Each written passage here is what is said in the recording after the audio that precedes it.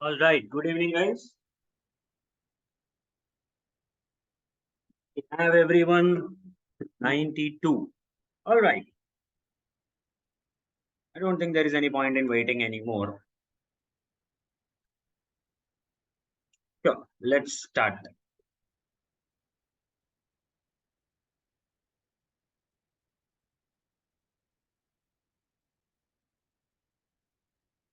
Okay. So the admin Shubham, he has posted the details of the uh, classes. I mean, this is the fourth session. We have had a couple of sessions last week, Thursday and Friday. And yesterday we had another session. So all the three session recordings are available to you on YouTube. The demo sessions will be uploaded on YouTube for your reference and for anyone who joins late. So you can take a look at the demo videos on YouTube. The links have been posted in the chat box by the admin. The admin will also give you their phone number. Yes, the admin has given the phone number. Okay, the admin's name is Shubham. You can reach out to Mr. Shubham on the number provided to you in the chat box. However, I am again pasting it on my screen here.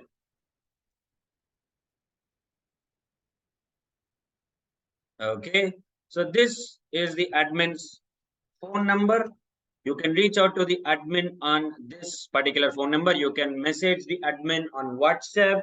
The admin is pretty much available on WhatsApp. So anything regarding the course, I guess the course fee details have already been put in the chat box. But again, if you have any queries regarding the course fee or anything of that sort, the recordings, anything which is not, I mean, I will be helping you out with the course contents only.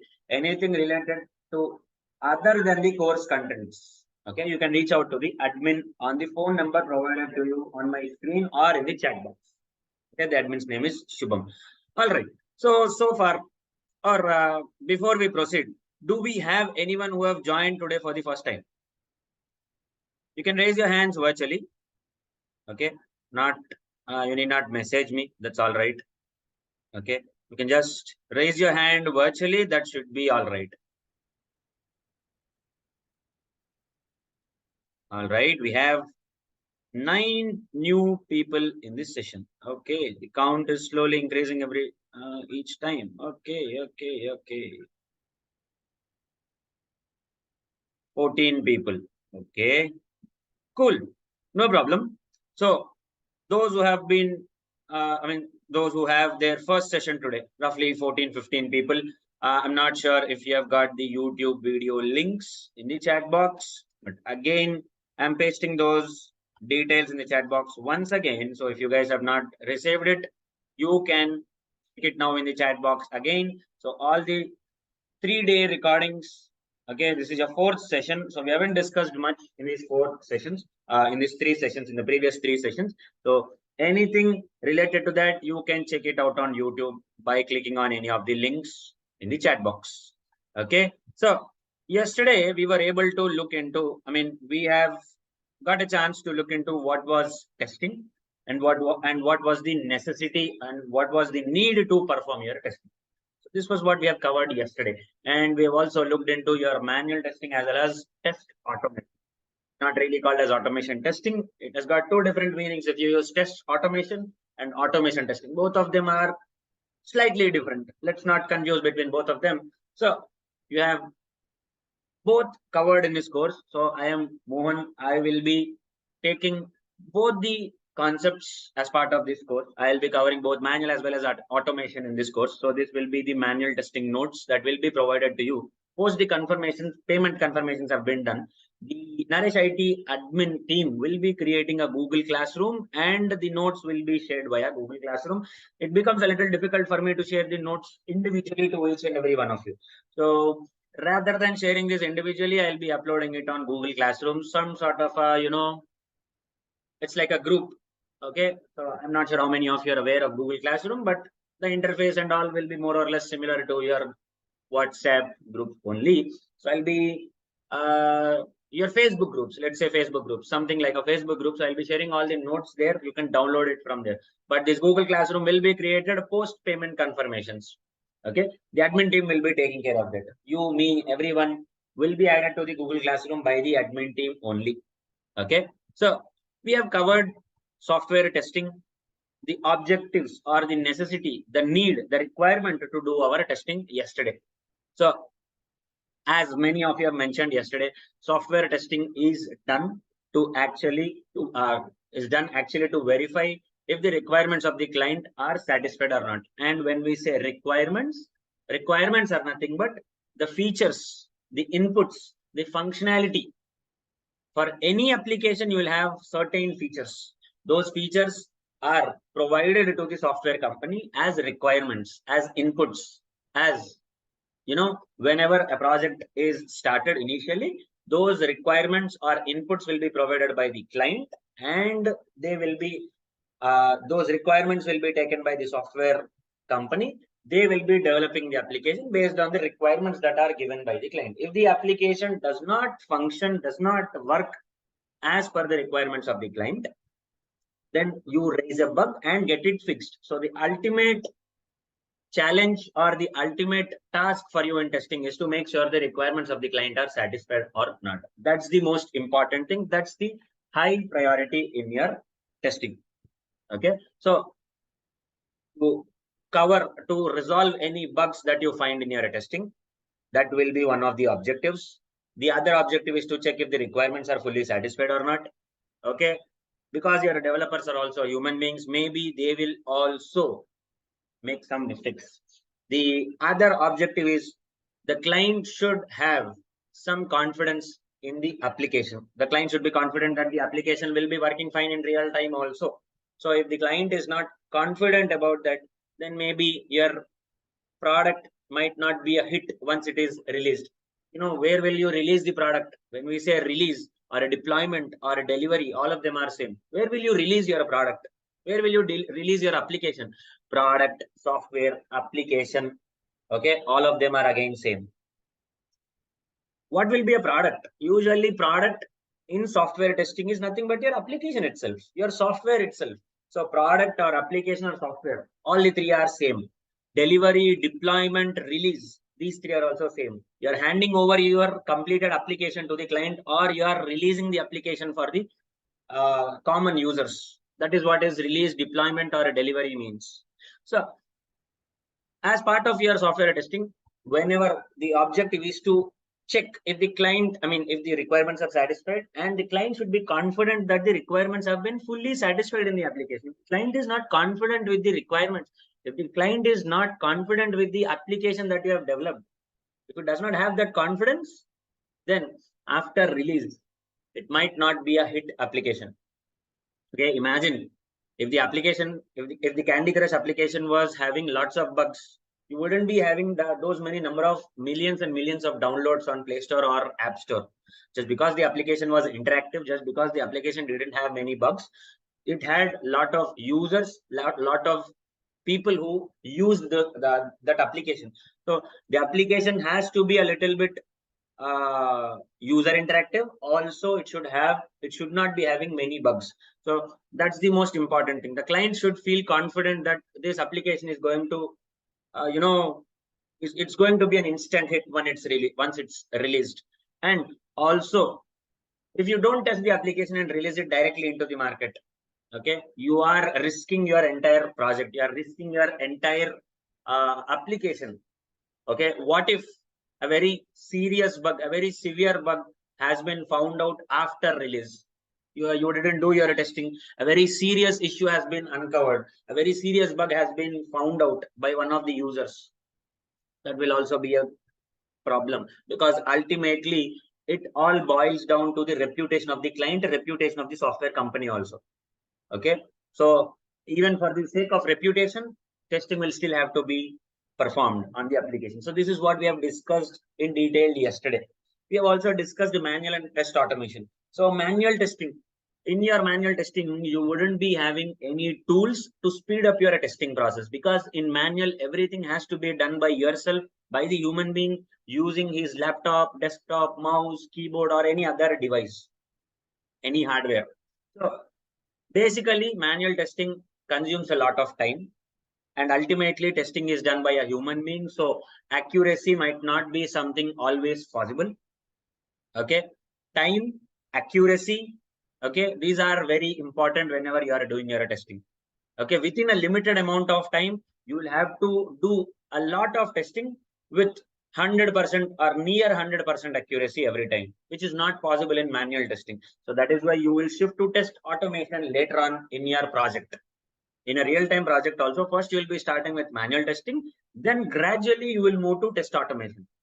Okay, initially when a project also is finalized in a company, let's say TCS, let's take Cognizant, whichever company it is, initially when the application is developed, first will be your manual testing. Next will be test automation, because the manual tester is someone who has got very good knowledge of the application, and he has to give the KT, knowledge transfer, or he has to give the training on the application to the automation team.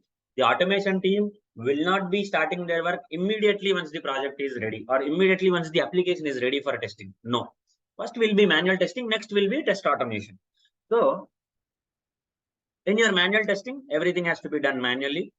Accuracy might be something that you may have to compromise, because it's done manually by human beings. So human errors are quite common. Obviously, speed is something that will not be topmost priority, because ultimately you're also a human being. So you can't really do multiple testing, parallel testing at the same time. In one tab, you will be doing one testing. In the other tab, you will be doing other kind of testing. In third tab, you will be doing other kind of testing. May not be possible for a human being. Some people may be able to do it. Some people might not be able to do it. So that is why manual testing has these these mentioned trade-offs or cons or disadvantages. Whereas when it comes to your automation, it's faster. It can do a lot of testing. It can do parallel testing. Simultaneously, you can execute multiple test cases in your automation. So if a manual tester is testing one functionality in 1 hour, an automation engineer will be able to do 5 functionalities in 1 hour, 5 or more than 5 also. So speed is something that is very high in automation, obviously, and accuracy is also very high, because your manual tester might not be testing the same thing.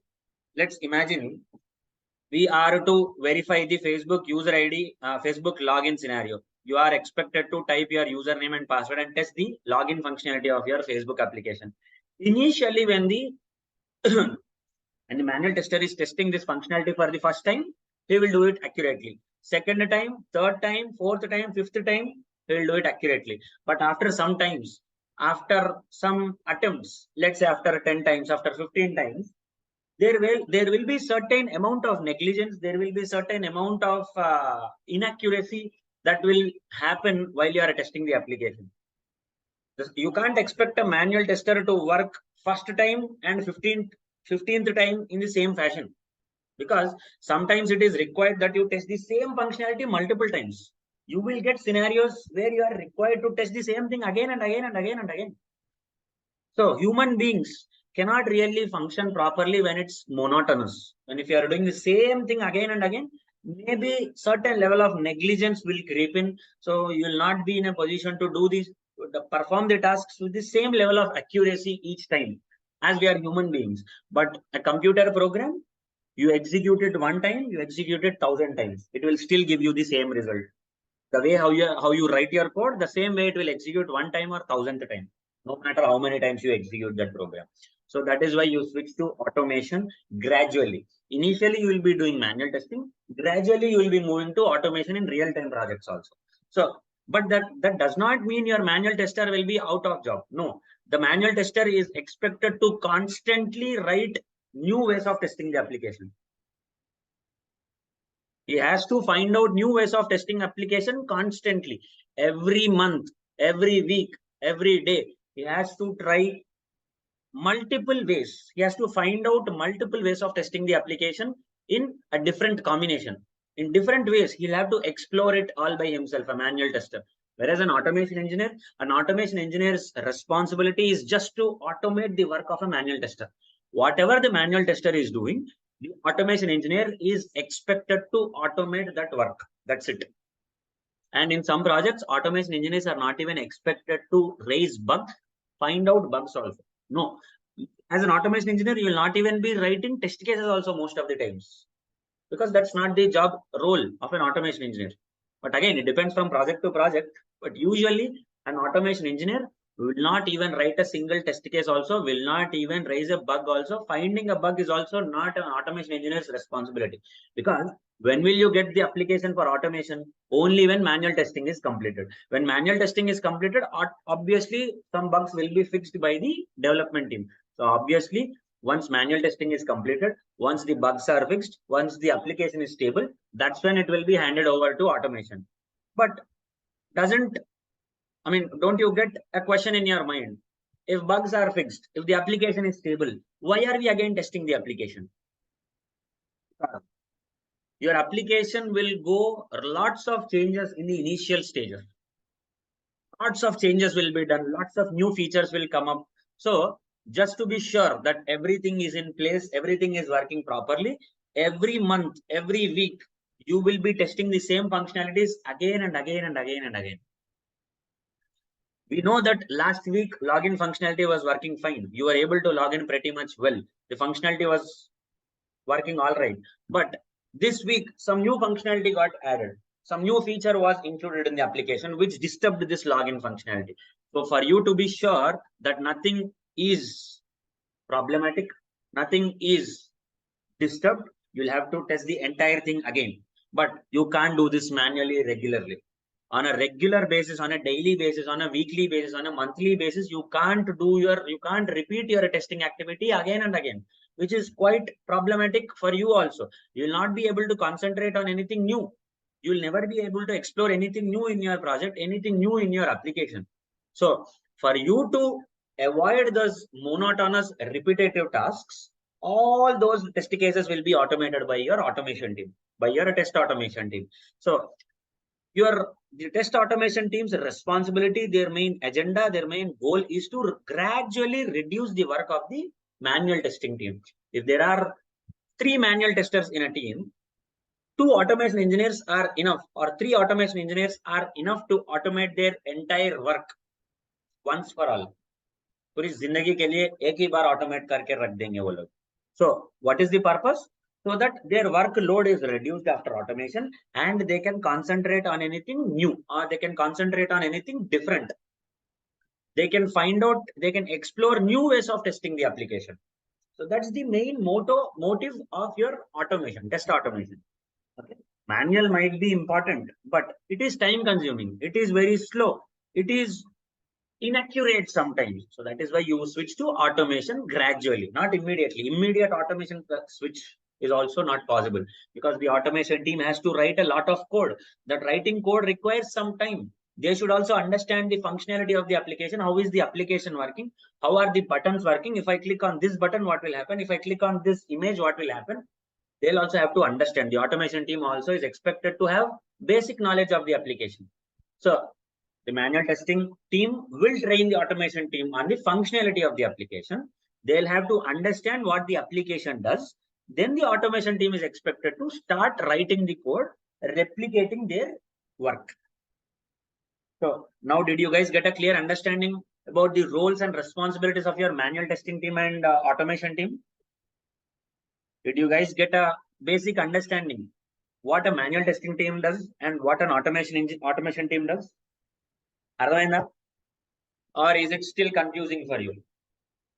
Come on, you'll have to respond, my dear friends.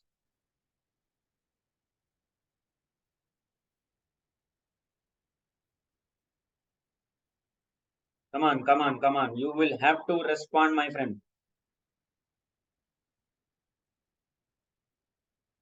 नहीं होगा. अगर respond नहीं करोगे तो कुछ नहीं होने वाला है. बताना पड़ेगा तुम्हें.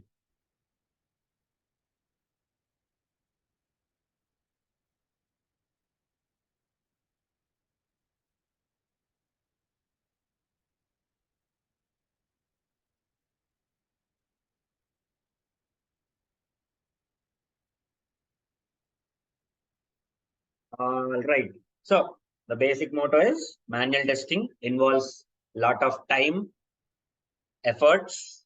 Ultimately, it might be somewhat inaccurate sometimes. So that is why you are expected to automate the manual tester's work. Whatever the manual tester does, you are expected to automate it. Assuming that you are an automation engineer, you will be automating all of this with the help of Selenium.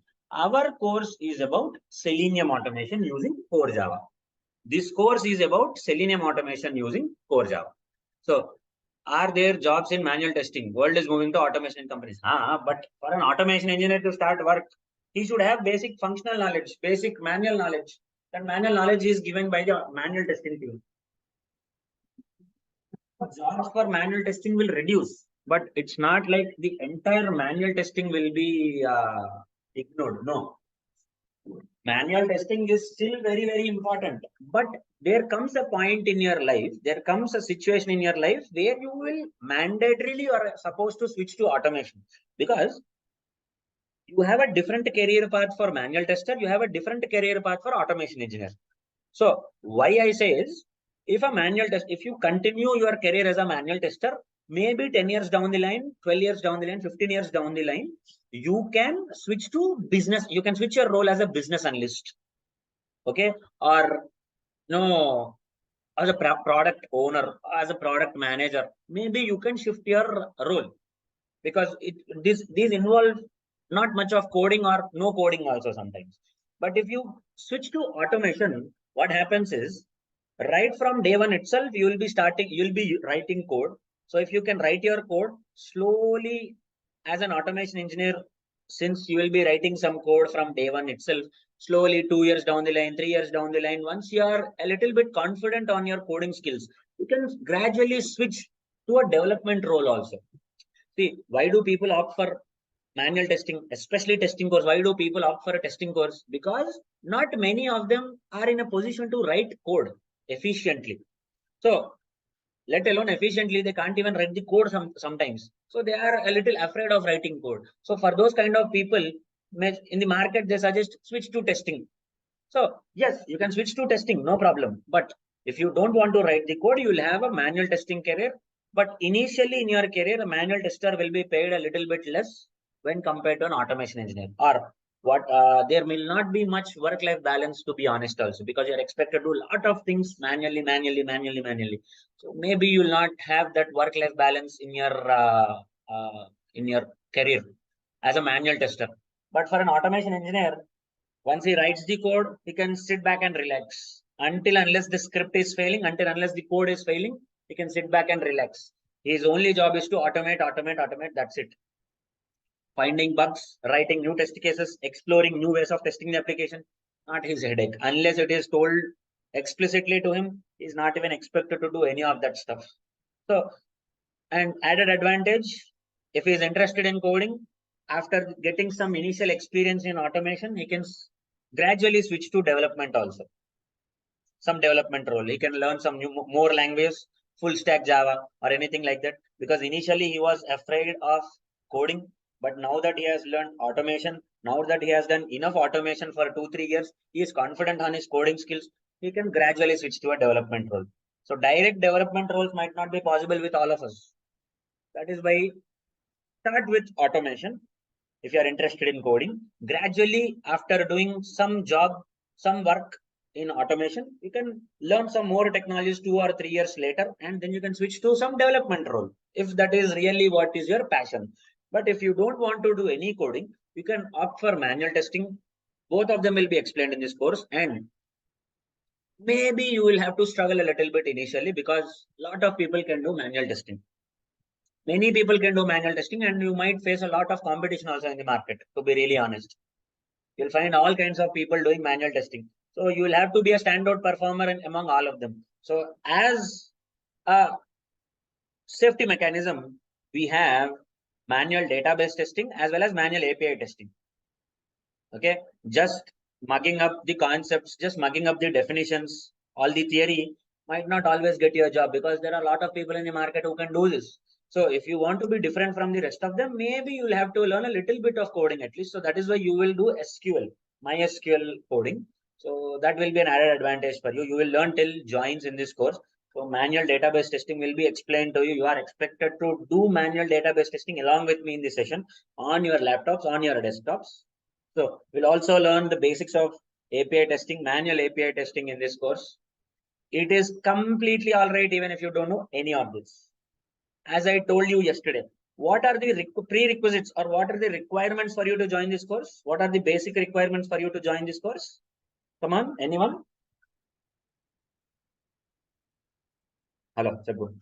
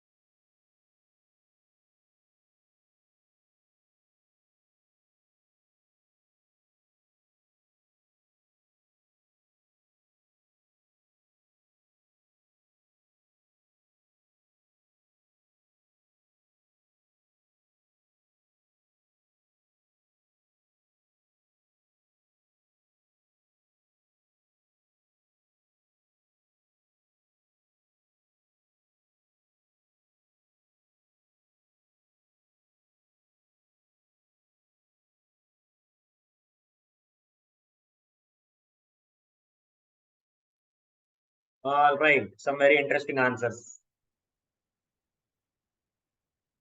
Exactly.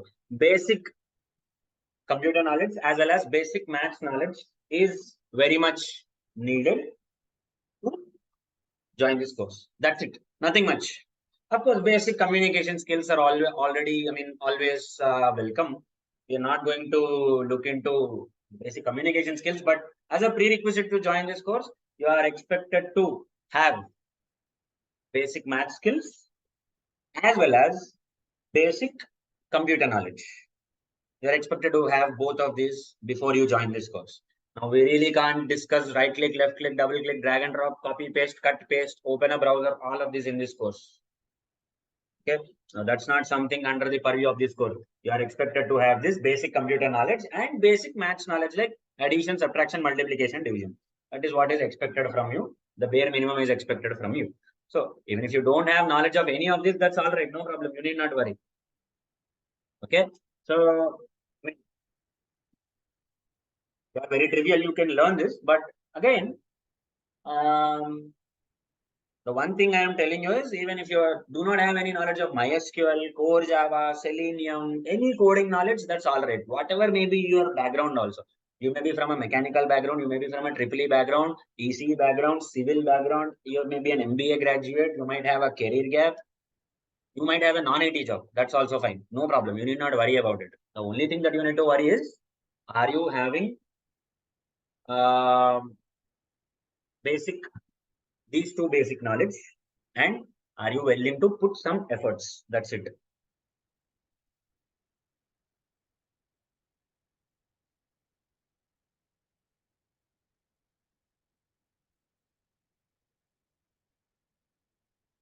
Okay. So if you already know the have if you already have the knowledge of test engine, good, no problem. You will still learn it because some of us might be having basic database knowledge, basic core Java knowledge. All right. So if you already have that knowledge, no problem. You will still be covering everything from zero, from scratch in this course. You may still have to sit through everything. You may still have to sit through everything. Uh, so Yeah, that's how it is. Manual testing hard to do. Hmm. Maybe if you put more efforts, then it's not something really hard to do. I mean, manual testing is most of the times just concepts, theory, and definitions. You can think of some ways of testing the application, then maybe it's all right. You can cope up with this. But don't you think a lot of people in the market can do this? Anyone can do manual testing. But how can you be a standout performer is you can, if you can at least write some piece of code, some basic minimum piece of code, then that would be a little bit helpful for you also. If you can write some basic level of coding, that would be helpful for you in the long run. Not immediately, maybe. Sometimes in your interview also, they'll be asking you if you can do manual testing initially, and then if you can switch to automation also. So some companies require an automation engineer to do manual testing also, but they'll mention this explicitly in the interview. When they are giving you the offer letter, they'll tell you, are you willing to do manual testing initially? You can switch to automation later on. They'll give you this choice. So, it's not much of a problem.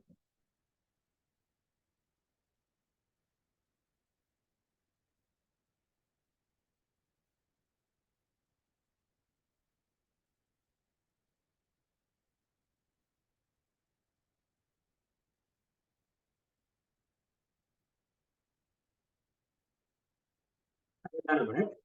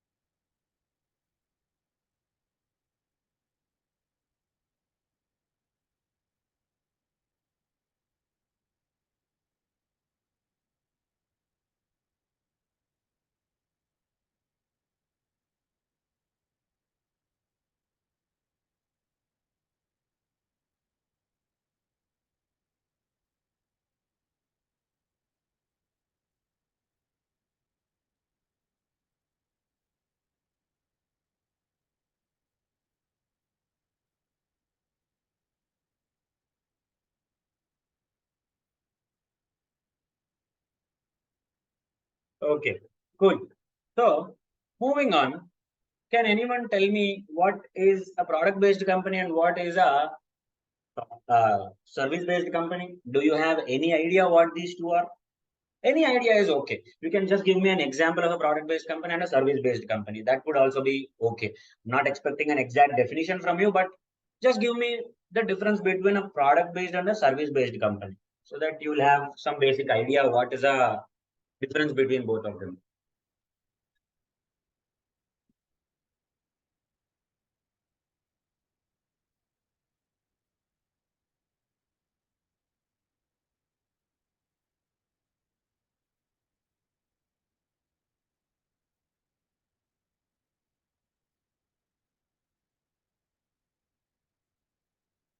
Okay, some answers in the chat box. Cool. TCS is service based. Okay, Google is product based. Wipro is product based. I really doubt, but maybe my knowledge is limited. That's okay. Okay, let me give you, yes, your examples are more or less correct. The product based company, as someone has mentioned, Apple, Google, Microsoft, these are your product based companies. How? How are they called as product based companies? Because product based companies are those where they have a core product developed in the developed by themselves. Okay, they have one product like Microsoft has Windows operating system. Google has, let's say, the entire, Google suite like Gmail, Photos, Google Drive.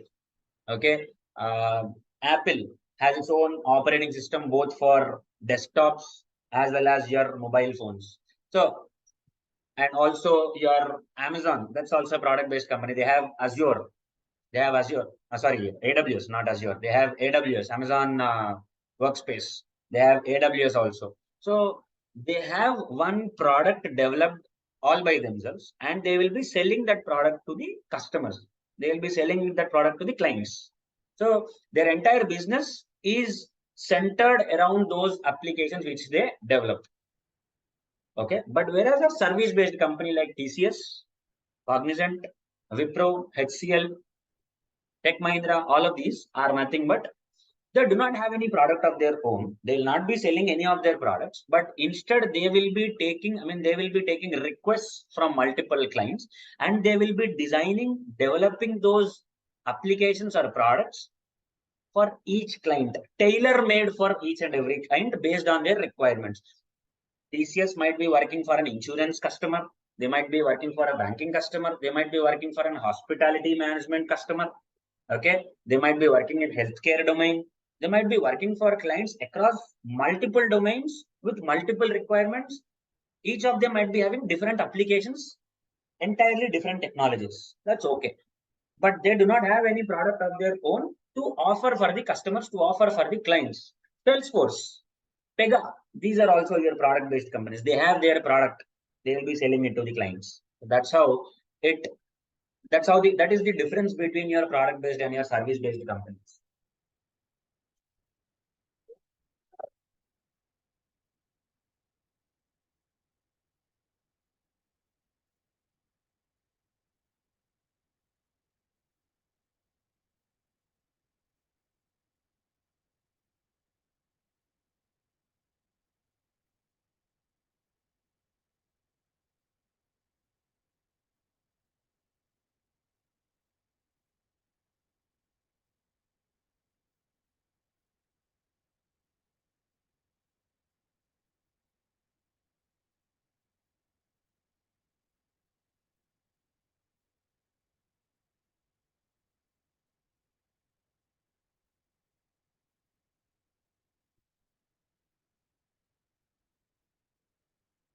Okay, cool. So now let's also understand what is black box testing, what is white box testing, and what is your gray box testing.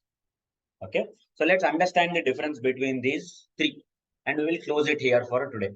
And do we still have the new joiners in the session, or did you guys leave?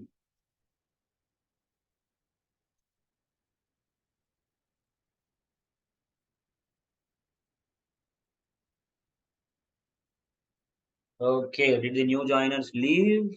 Okay, the new joiners are still there. Good to know. Okay, cool. So now your black box, white box, and gray box testing. No, unmuting is something that is accessible only to the admin, and the admin will be giving unmute access only to me. So unmuting is something not possible in an online session because we have 110 people in the session sitting with us. So if the admin starts giving unmute option for everyone, maybe our session will not move forward. Okay, so maybe not possible. Okay, so Pulkit, hold on. I'll explain it. Hold on. Okay, I'll explain it at the end. Relax, you need not worry. Okay, so black box, white box, and gray box testing. So just to give you an overview, what these are. Okay, your black box testing, or let's just start with your white box testing only.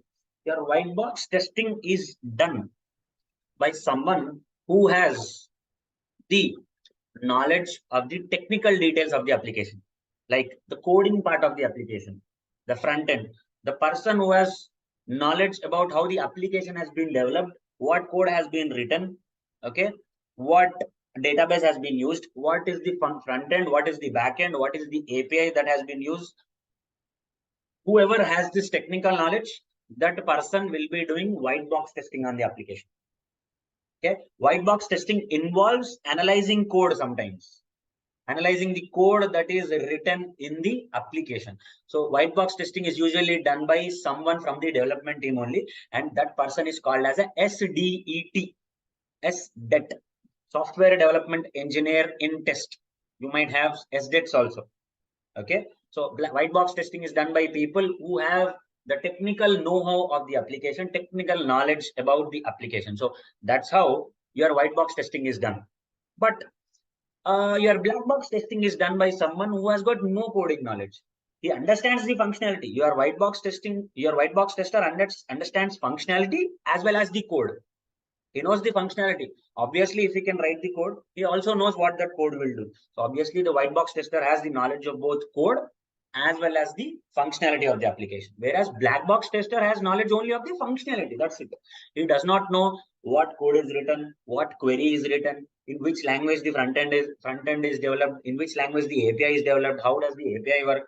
Okay, he might not have that much of technical knowledge about the application. All he knows is the functionality of the application. That's it. So generally, black box testing is done by your manual testers. Black box testing is done by your manual tester. You don't know what is the function, what is the code that is running in the background. What are the technical aspects that go into the application? You never know that as part of your black box testing. You only know the functionality. I click on this button, I move from this screen to that screen. I can type something here, I can upload something here, I can download something here. You know all that. What if I click on this button? What will happen in the next page? You know all of that. You know the functionality end to end in black box testing, but you don't know how the application is developed. That is what is your black box testing. And in black box testing, you're not required to go through the code. You're not required to analyze the code that is written in the application. You're only required to check the functionality is right. So that is what a manual tester usually does. Manual tester does black box testing. Your SDETs, your development team, they'll be doing white box testing because they know how the application is developed. Then who is a gray box tester? He is someone who has limited knowledge of the functionality, limited knowledge of how the application is developed. It's like a combination or a mix of both white box and black box testing. That's what is your gray box testing. Usually your automation engineers, but even automation engineers sometimes do not have the knowledge about how the application is uh, developed.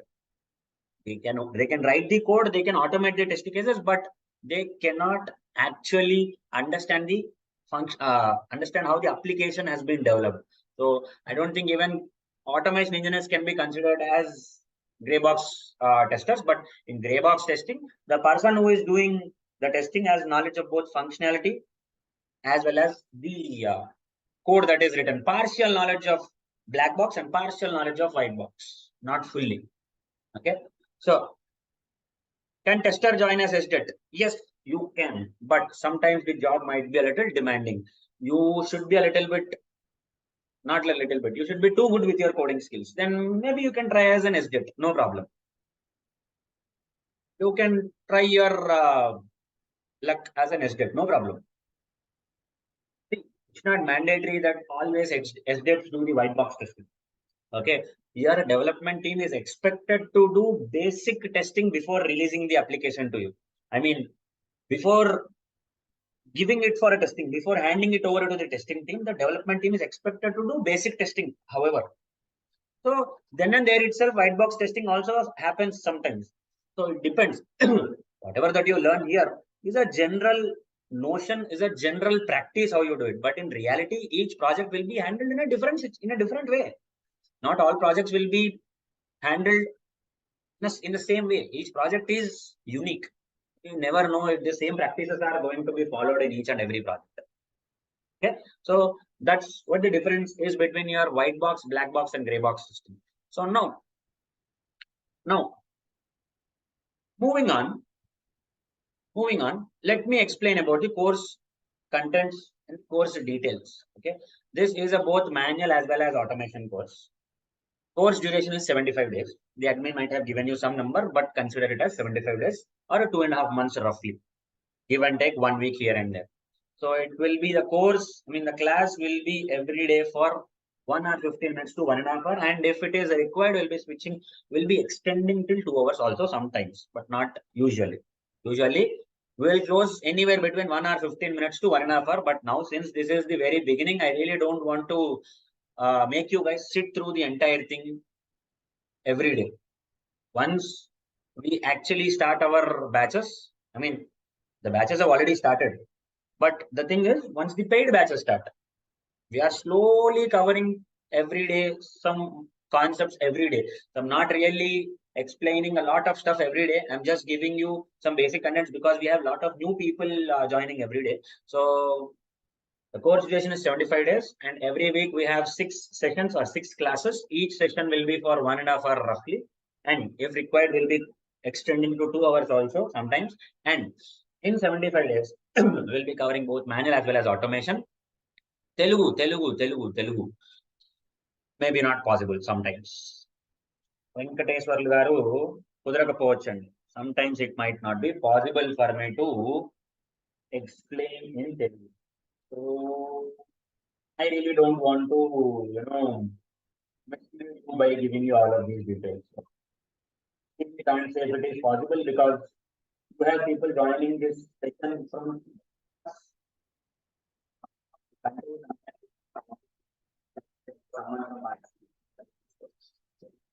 I really say that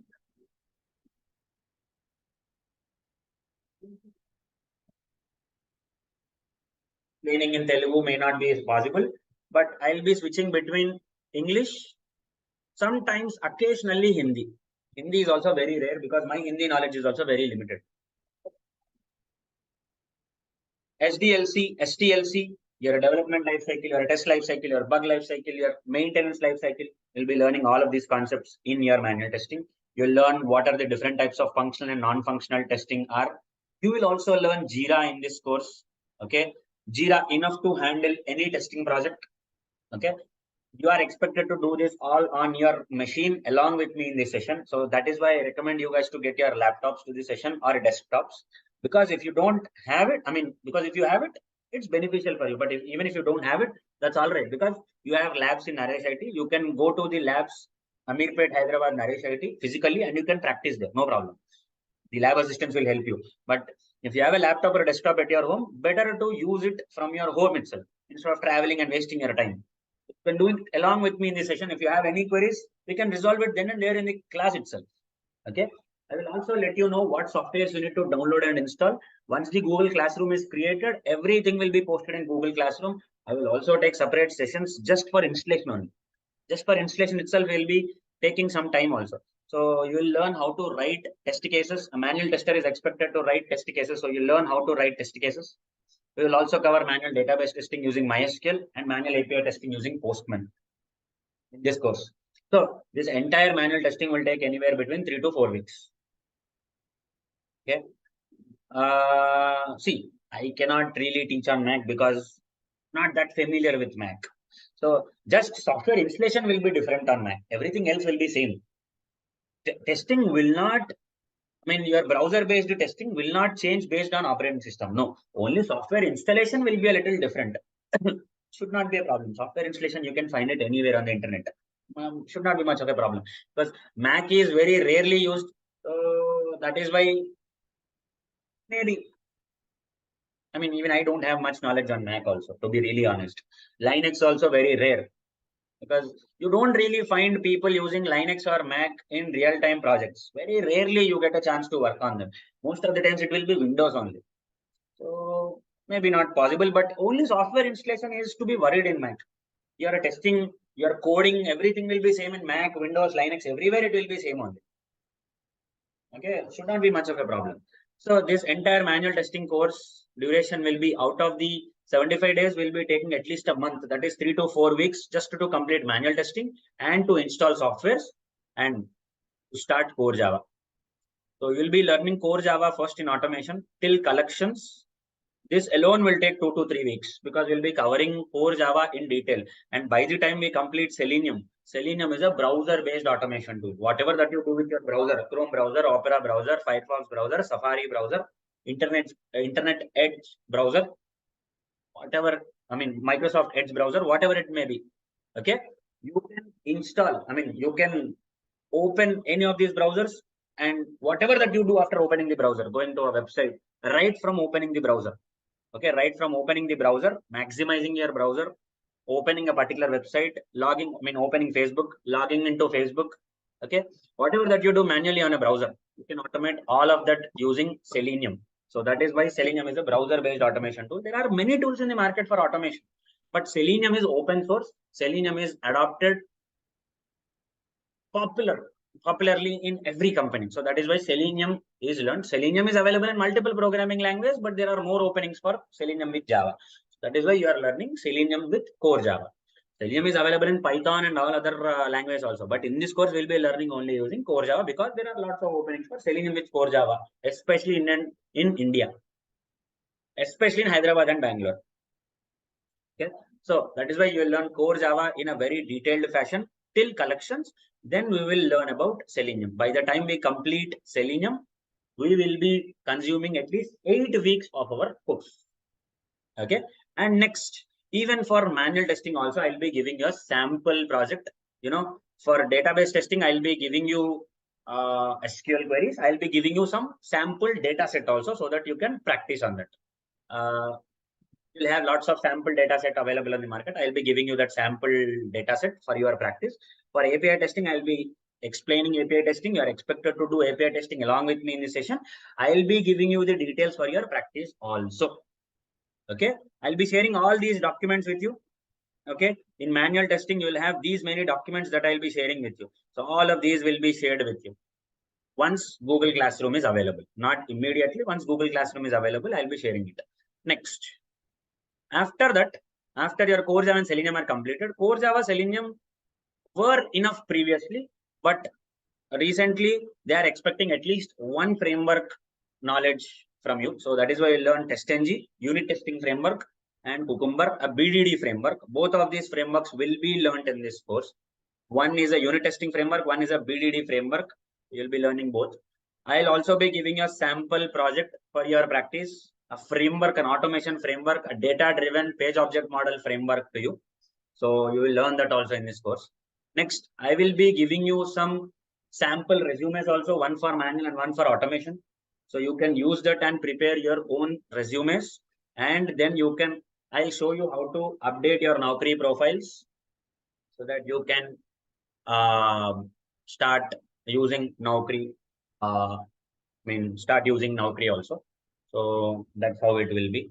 I'll show you what changes you need to do in your Naukri, some basic changes so that your profile will be easily visible to the recruiters. So you will learn that also as part of this course. And you can replicate the same thing in Shine, Indeed, Monster, LinkedIn. Okay, anywhere of your choice. Next, you'll also learn about Git and Maven, the basics of Git and Maven. I'll be giving you some Git and Maven notes also. So your code and notes will be shared via GitHub like this. So this is I'll be sharing the notes. So this is the entire automation notes here. But again, inside the program also I'll be giving you lots of notes. So this is what you will cover in your Java. We'll be covering all of this in core Java. So inside the program itself, sometimes I'll be giving some notes like this. So you will be getting a lot of input from my side. The only thing that you need to do is to practice. I'll be giving you some tasks. Sometimes you are expected to submit your assignments like this. You're expected to submit your assignments also. So I'll be reviewing your assignments and I'll give you my feedback on your code also. This is what you're going to learn in this course. Okay, let me stop the recording here. If you have any queries, let me know in the chat box. Pulkit, you can check with the admin. This is the phone number of the admin. Okay. This is the phone number of the admin. You can reach out to the admin for the fee details and all.